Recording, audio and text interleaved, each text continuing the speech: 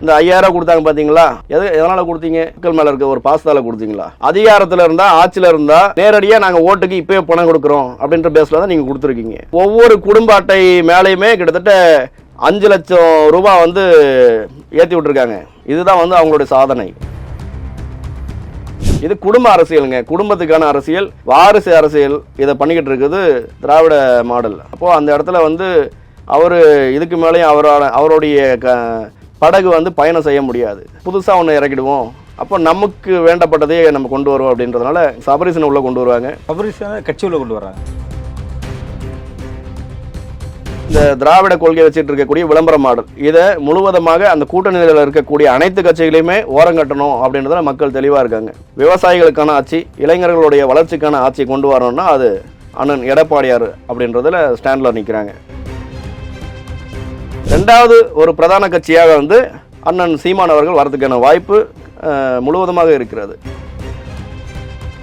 இப்போ KN நேரு இருக்காரு அமைச்சர், அவர் மேல ஊழல் குற்றச்சாட்டு சுமத்தி அதுக்கான இது வந்துருச்சு. இன்னை வரைக்கும் அவரை நீங்க பதவி நீக்கம் செய்யல, ஊழல் குற்றவாளின்னு சொல்லியாச்சு.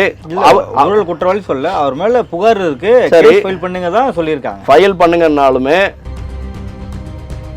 திமுக இருக்கக்கூடிய ஒவ்வொரு துறை அமைச்சர்களுமே இந்த 1 கோடி 2 கோடி எல்லாம் கிடையாது. எடுத்துக்கிட்டோம்னா ஒட்டு மொத்தமா 5000 கோடி 6000 கோடி 8000 கோடி இப்படி ஒரு சொத்து மதிப்புகளை வச்சுக்கிட்டு இருக்காங்க.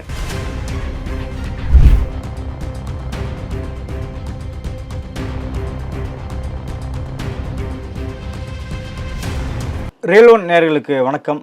இன்று நம்முடன் இணைகிறார் அகில இந்திய நேதாஜி இளைஞர் முன்னேற்ற படையின் நிறுவன தலைவர் திரு SRK ராஜேஷ் அவர்கள். வணக்கம் சார். வணக்கம். நாம் தமிழர் கட்சி 234 வேட்பாளர்களையும் அறிமுகப்படுத்தி மாநாடு, அவங்க வந்து இந்த தேர்தலையும் தாக்கம் ஏற்படுத்த வாய்ப்பு இருக்குது. ஏன்னா கடந்த தேர்தலில் பார்த்தீங்கன்னா 3வது இடம் அப்படின்னு 3வது பெரிய கட்சி நாங்கள் தான் அப்படின்ற மாதிரி காமிச்சிட்டாங்க. 6.6 வாக்குகள் நாங்கள் வாங்கிட்டோம் அப்படின்னு சொல்லிடுறாங்க.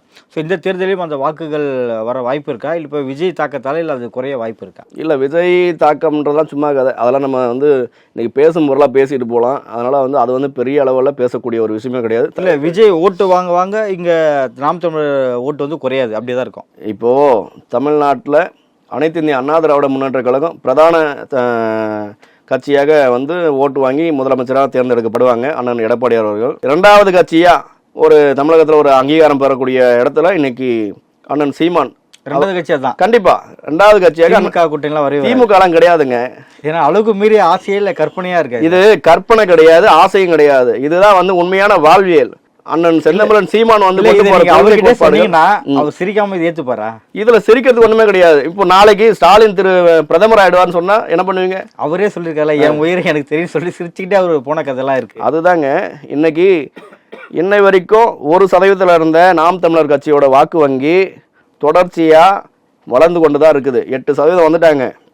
இப்போ இந்த தேர்தலில் இப்போ களத்துல தனித்து நிற்கிறாங்க. இப்போ 234 சட்டமன்ற தொகுதிக்கு சார் கூட இப்போ தாவைக்கா வந்துடுச்சு இல்ல? தாவைக்கா எங்க வந்தாங்க? இப்போ அடுத்த தேர்தல் காலத்தில் தாவைக்கா வரப்போகுது. சரி, இவங்களோட ஓட் பேங்க் வாங்கும் போது அவங்களோட ஓட்டு குறைதானே செய்யும். நீங்க முதல்ல ஓட்டு உங்களுக்கு விழுமான்றத முதல்ல பாருங்க சார். தாவைக்காவுக்கு ரசிகர்லாம் ஓட்டு போட்டுற மாட்டான், இதான் உண்மை. நீங்க முதல்ல தேர்தலை சந்திச்சுட்டு அதுவும் இல்லாமல் தாவேக்காவுக்கு தொடர்ச்சியாக தாவேக்கா நடந்த இப்போ தொடர்ச்சியாக அந்த மக்கள் சந்திப்பு நிர்வாகி சந்திப்புன்னாங்க பார்த்தீங்களா? இதோட பலி எண்ணிக்கை மட்டும் இது வரைக்கும் 50 பேர் கொண்டது மட்டும் தான் தாவேக்காவோட சாதனை, வேற எதுவுமே கிடையாது. இதோ இப்போது அடுத்து ஒரு மக்கள் சந்திப்புன்றாங்க. நீங்கள் மக்கள் அந்த நிர்வாகிகள் சந்திப்புன்னு கூட்டம் போடுறீங்க தாவேக்கா, ஆனால் அந்த கட்சியில் இருக்கக்கூடிய நிர்வாகிகளா அப்படின்றத முதல்ல தெளிவுபடுத்துங்க. ரசிகர்களை வச்சுக்கிட்டு தான் நீங்கள் கூட்டம் போட்டுருக்கீங்க. ஆனால் கேட்டால் தாவேக்காவோட நிர்வாகிகள் கூட்டம், உறுப்பினர் கூட்டம் அப்படின்றீங்க. மொத்த பேரும் ரசிகர் மட்டும் தான் வச்சு நீங்கள் கூட்டத்தை போட்டு நான் அடுத்த முதலமைச்சர், நம்ம வந்து 100 தொகுதிகள் நிற்போம், 200 தொகுதிகள் நிற்போம், ஒட்டு மொத்தமாக 234 தொகுதியிலையும் விஜயே நிற்பார் அப்படின்றீங்க. இதை விட ஒரு வேடிக்கையான அரசியல் எதுவுமே கிடையாது. ஏன்னா களத்தில் கள அரசியல் செய்யுங்க. முதல்ல மக்களுக்கான விஷயங்களை மக்களுடைய பாதுகாப்பை உறுதிப்படுத்துங்க. எங்களோட கேள்வி அதுதான். காரைக்குடியில் சீமானிக்க போகிறதா தகவல் வந்து சொல்லியிருக்காங்க. அவர் அங்கே நின்னார்னா இந்த தடவை தலைவரே ஜெயிக்க மாட்டார் அப்படின்றதான் பல வரலாறு வந்து சொல்லியிருக்காரு. நாம் தமிழரில் அவரே ஜெயிச்சது கிடையாது அப்படின்ட்டு. ஸோ இந்த தடவை அவர் ஜெயிக்க வாய்ப்பு இருக்கா? இது காரைக்குடியில் அவர் அண்ணன் செந்தமிழன் சீமான் நிற்கிறாருன்னா நல்லா ஒரு வரவேற்கக்கூடிய விஷயம். கண்டிப்பாக இந்த தடவை வந்து எல்லாமே ஒரு புதிய ஒரு மாற்றத்தை ஏற்படுத்தும் தமிழக அரசியலில். இந்த குறிப்பாக இந்த 2026 சட்டமன்ற தேர்தல் மிகப்பெரிய ஒரு மாற்றத்தையும் தாக்கத்தையும் கொண்டு வரும். அதில் ஒரு சைடு இந்த திராவிட கொள்கை வச்சுட்டு இருக்கக்கூடிய விளம்பர மாடல், இதை முழுவதுமாக அந்த கூட்டணியில் இருக்கக்கூடிய அனைத்து கட்சிகளையுமே ஓரங்கட்டணும் அப்படின்றதுல மக்கள் தெளிவாக இருக்காங்க. இன்றைக்கி அடுத்தபடியாக எடுத்துக்கிட்டோம்னா மக்களுக்கான ஆட்சி, விவசாயிகளுக்கான ஆட்சி, இளைஞர்களுடைய வளர்ச்சிக்கான ஆட்சியை கொண்டு வரணும்னா அது அண்ணன் எடப்பாடியார் அப்படின்றதுல ஸ்டாண்டில் நிற்கிறாங்க. அவர் அப்போது முதலமைச்சராக திரு அண்ணன் எடப்பாடியார் வந்துடுவார் பெரும்பான்மையோட. ரெண்டாவது ஒரு பிரதான கட்சியாக வந்து அண்ணன் சீமான் அவர்கள் வரதுக்கான வாய்ப்பு முழுவதுமாக இருக்கிறது. ஏன்னா மக்களுடைய மனநிலை இன்றைக்கி இளைய சமுதாயம் ஒரு நல்ல ஒரு வழிகாட்டியோட ஒரு நல்ல நெறிமுறைகளை கடைபிடிச்சு இன்றைக்கி கொள்கை கோட்பாடுகளை உறுதியாக நின்று போகிறதும் பார்த்தீங்கன்னா நாம் தமிழர் கட்சியில் தான். அந்த வகையில் வந்து அந்த 3வது கட்சி 4வது கட்சி இன்றைக்கி நிறைய பேர் சொல்லிட்டு வருவாங்க. அதெல்லாம் தவிர்த்து தமிழகத்தில் ஒன்று அனைத்து இந்திய அண்ணா திராவிட முன்னேற்ற கழகம் முதன்மையாக வரும். 2வது பிரதான கட்சியாக வந்து அண்ணன் செந்தமிழன் சீமான் வருவார். இதுதான் எங்களுடைய கருத்து. எதை வச்சு எடப்பாடி ஜெயிப்பார் அப்படின்னு சொல்லியிருக்கீங்க? இன்றைக்கி மக்கள்கிட்ட ஒரு சர்வே எடுங்க, மக்களுடைய மனநிலையை தெரிஞ்சுக்கிடுங்க. இந்த 5000 கொடுத்தாங்க பார்த்தீங்களா, எதனால் கொடுத்தீங்க? நீங்கள் மக்கள் மேலே இருக்கிற ஒரு பாதுகாப்புலையோ இல்லை ஒரு மக்கள் மேலே இருக்கிற ஒரு பாசத்தால் கொடுத்தீங்களா?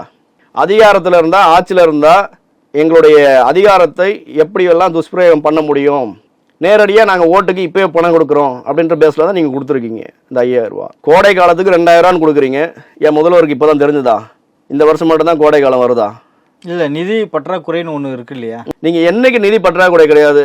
கிட்டத்தட்ட ஒவ்வொரு குடும்ப அட்டை மேலேயுமே கிட்டத்தட்ட 5 லட்சம் ரூபா வந்து ஏற்றி விட்டுருக்காங்க. இதுதான் வந்து அவங்களுடைய சாதனை.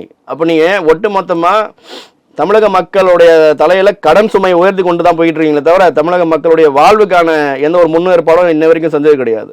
அப்புறம் எங்கேருந்து நிதி இருக்கும்? உங்களுக்கு உங்களுடைய அமைச்சர் பெருமக்கள், உங்களுடைய சட்டமன்ற உறுப்பினர்கள், அவங்களுடைய நிதி நிலைமை குறைஞ்சிக்கிட்டு இருக்கா, கூடிக்கிட்டு இருக்கா? இன்றைக்கி ஒவ்வொரு திமுகவில் இருக்கக்கூடிய அமைச்சர்களோட சொத்து மதிப்பு எடுத்துங்க, பட்டியலிட்டு பாருங்கள். இப்போது KN நேரு இருக்கார் அமைச்சர், அவர் மேலே ஊழல் குற்றச்சாட்டு சுமத்தி அதுக்கான இது வந்துருச்சு. இன்னை வரைக்கும் அவரை நீங்கள் ஏன் பதவி நீக்கம் செய்யலை? ஊழல் குற்றவாளின்னு சொல்லியாச்சு. ஊழல் குற்றவாளி சொல்ல, அவர் மேலே புகார் இருக்கு, ஃபைல் பண்ணுங்க தான் சொல்லியிருக்காங்க. ஃபைல் பண்ணுங்கன்னாலுமே TR பாலு எடுத்துக்கிடுங்க, அவர் பொருளாளர் தானே திமுகவில். அவரோட சொத்து மதிப்பு என்ன, எப்படி சம்பாரிச்சிங்க, எப்படி வந்தது, அதுக்கான கணக்கு இருக்கா உங்ககிட்ட? அப்போது திமுகவில் இருக்கக்கூடிய ஒவ்வொரு துறை அமைச்சர்களுமே இந்த 1 கோடி 2 கோடிலாம் கிடையாது.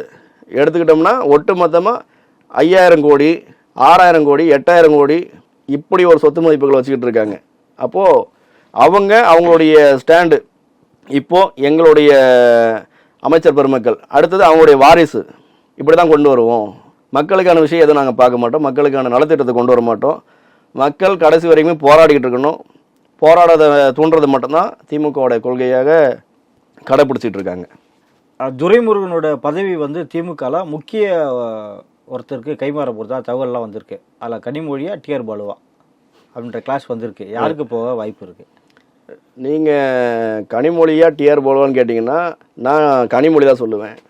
இல்லை, கனிமொழி இந்த தேர்தலில் நிற்கிறதுக்கு வாய்ப்பு இல்லைன்றதெல்லாம் அப்படி சொல்லியிருக்கீங்களா? அப்படி இல்லைங்க.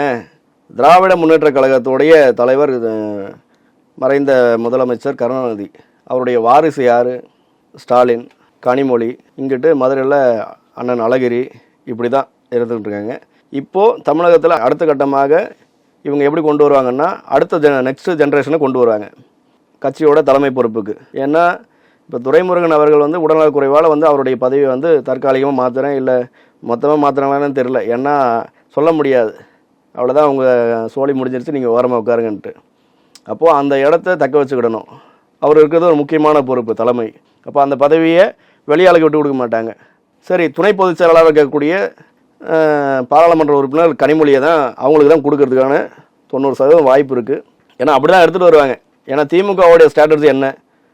அடுத்த ஆட்கள் யாருமே அந்த மேல்மட்ட பதவிக்கு வரக்கூடாது. சமூக நீதினு வெளியில் பேசுவாங்க, ஆனால் சமூக நீதி அவங்க கடைப்பிடிக்க மாட்டாங்க.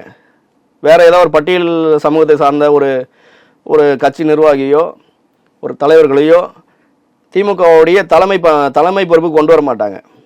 இது குடும்ப அரசியலுங்க, குடும்பத்துக்கான அரசியல், வாரிசு அரசியல் இதை பண்ணிக்கிட்டு இருக்குது திராவிட மாடல்.